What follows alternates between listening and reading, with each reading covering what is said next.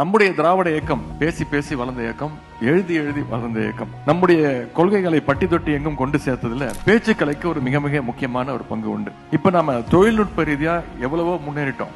இப்ப பேசுவதற்கு நிறைய வாய்ப்புகள் வந்திருக்கு. ஆனா இப்படி எந்த வாய்ப்பும் இல்லாத காலத்துல பேசி பேசி நம்முடைய கொள்கைகளை வளர்த்தவர் தான் நம்முடைய திராவிட இயக்கத்துடைய தலைவர்கள். தந்தை பெரியார் முதல்ல பேச ஆரம்பிச்சப்போ சரியான முறையான ஒரு மைக் செட் வசதி கூட கிடையாது. இன்னும் சொல்ல போனா எலக்ட்ரிசிட்டி கூட கிடையாது. பெட்ரோமாக்ஸ் விளக்க ஏத்தி வச்சு அல்லது ஒரு தீப்பந்தத்தை கொளுத்தி வச்சுதான் அன்றைக்கு தந்தை பெரியார் தொடர்ந்து பேசினார். தந்தை பெரியார் ஒரு கூட்டத்தில் பேசுறதுக்காக கடலூர் மாவட்டத்துக்கு போறார். ரிக்ஷால போயிட்டு இருக்கிறார். வண்டியில செல்லும் பொழுது சாலை ஓரத்தில் இருந்த ஒரு பையன் பெரியார் மீது செருப்பு எடுத்து வீசுறான். வண்டி கொஞ்சம் தூரம் போனதுக்கு அப்புறம் பெரியார் அந்த தம்பியை கூப்பிட்டு, தம்பி வண்டியை நிப்பாட்டு, வண்டியை திருப்பு அப்படின்றாரு. அந்த பையனுக்கு ஒரே குழப்பம், ஏன் கூட்டத்துக்கு போலையா, ஏன் திருப்பி போக சொல்றீங்க அப்படின்னு அந்த பையன் பெரியார்ட்ட கேட்கிறாரு. அப்ப பெரியார் சொல்றாரு, அவன் வீசின செருப்பு புது செருப்பா இருக்கு,